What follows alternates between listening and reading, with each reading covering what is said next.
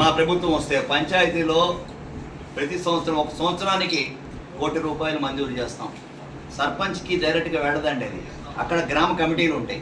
ఆ గ్రామ కమిటీలు డిసైడ్ చేస్తాయి అక్కడ ఉన్న డెవలప్మెంట్ ఏం చేయాలనేది. అలాగే ఒక ఎమ్మెల్యే కాన్స్టిట్యున్సీకి సంవత్సరానికి ₹100 కోట్ల కేటాయిస్తాం. అది కూడా అంతే, ఎమ్మెల్యేకి వెళ్లకుండా అక్కడ కాన్స్టిట్యూషన్ కమిటీ, డెవలప్మెంట్ కమిటీ ఉంటుంది.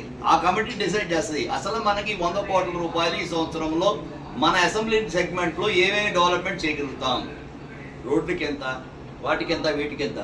ఒకటే అర్థం చేసుకోండి, 5 సంవత్సరాలు ₹500 కోట్ల ఒక ఎమ్మెల్యే కాన్స్టిట్యున్సీలో ఖర్చు పెట్టగలిగితే మన రాష్ట్రం ఏ రకంగా ఉంటుందో ఒక్క దఫా ఆలోచన చేయాల్సిందిగా నేను ప్రజలను కోరుతా ఉన్నాను. మరొక విషయం చెప్తా ఉన్నాం, మీరు వైసీపీకి కానీ, టీడీపీకి కానీ, జనసేనకు కానీ మీరు ఎవరు ఓటేసినా ఆంధ్ర రాష్ట్రాన్ని అధపాతాళంలో తొక్కేయబడ్డ భారతీయ జనతా పార్టీకే చెందుతుంది ఈరోజు.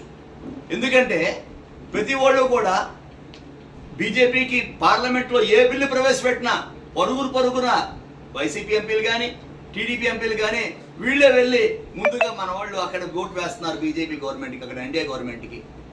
అప్పుడైనా అడగాలి కదా, అయ్యా మాకు ప్రత్యేక హోదా లేదు, నిరుద్యోగం తాండవిస్తుంది, ఒక పరిశ్రమ లేదు, రాష్ట్రంలో ఒక ఎడ్యుకేషన్ సిస్టమ్ కరెక్ట్గా లేదు, ప్రజలు అల్లాడిపోతా ఉన్నారు, ఇలాంటి డెవలప్మెంట్ అభివృద్ధి లేదు అని చెప్పి కనీసం ఒక్కళ్ళు కూడా మాట్లాడలేని పరిస్థితి. ప్రత్యేక హోదా ఇస్తే మేము ఓట్లు వేస్తామని కూడా అడగలేని పరిస్థితి. అంటే ఎవరు సొంత అవసరాలు వాళ్ళకు ఉన్నాయి, ప్రతి వాళ్ళకి వాళ్ళ అవసరాలే ముఖ్యంగా భావిస్తూ ఉన్నారు.